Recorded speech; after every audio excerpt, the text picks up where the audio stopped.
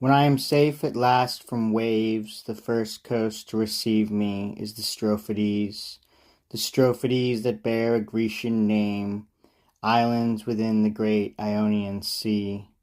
They are the home of the horrible Celaeno and all her sister harpies since the time that Phineus shut his house against them, and in fear they fled their former feasts. No monster is more malevolent than these, no scourge of gods or pestilence more savage ever rose from the Stygian waves. These birds may wear the face of virgins, but their bellies drip with a disgusting discharge, and their hands are talons, and their features pale and famished. On entering that harbor, we can see glad herds of cattle scattered through the fields, and flocks of goats unguarded on the grass. We fall upon them with our swords, we call the gods and Jove himself to share our spoils. Along the curving coast we build our couches, we feast on those rich meats.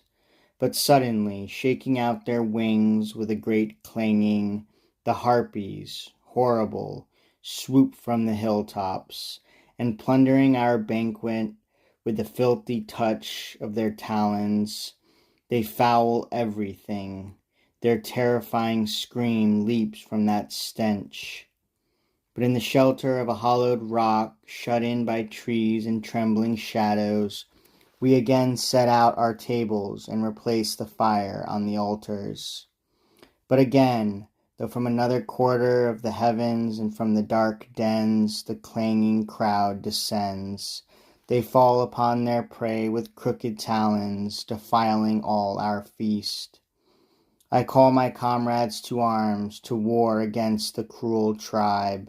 They do as they are commanded, all conceal their swords beneath the grass, they hide their shields. And when along the winding shore the shrill harpies swoop down on us, Maecenas signals, his hollow trumpet sounds from his high lookout. My comrades now attack in strangest struggle, hacking at these lewd birds come from the sea. No blow can wound their wings or scar their backs. Beneath the stars they glide in headlong flight. They leave behind half-eaten prey and filth. One only, prophetess of misery, Celaeno, perches on a towering rock. Her cry breaks out, "Sons of Laomedon, we let you slaughter oxen, kill our bullocks. But in return you wage a war to drive the guiltless harpies from their father's kingdom. Therefore receive these words of mine, fix them within your mind. What the all-able Father foretold to Phoebus, Phoebus unto me, now I, the Furies' chief, reveal to you. The place you seek is Italy, and you will go to Italy with winds that you invoke. You will not be denied its harbors, but you will not wall in your promised city until an awful hunger and your wrong in slaughtering my sisters has compelled your jaws to gnaw as food your very tables." She spoke and then flew back into the forest. My comrades' blood ran cold with sudden fear, their spirits fell. They'd have me plead for peace with vows and prayers, not weapons, whether these be goddesses or awful obscene birds. Then from the shore with hands outstretched, Anchises calls on the great gods, offers sacrifices.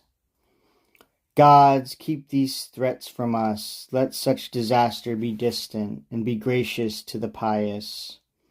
He has us tear our cable free from shore, uncoil our ropes to loosen up the sails, then south winds stretch our sheets. We flee across the foam, where wind and pilot called our course.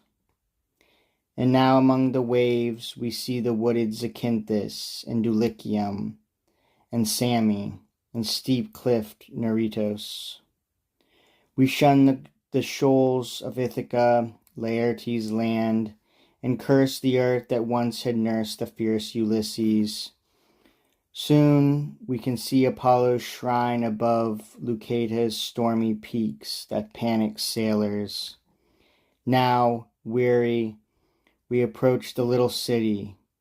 Our anchor is down, the stern stand on the shore. And having gained unhoped-for land, we kindle the altars with our offerings. We give our gifts to Jupiter, and crowd the beaches of Actium with Trojan games. My comrades stripped naked, sleek with oil, they try their strength in Ilian wrestling matches. Glad to have slipped past so many Argive towns, held fast to flight among a crowd of enemies.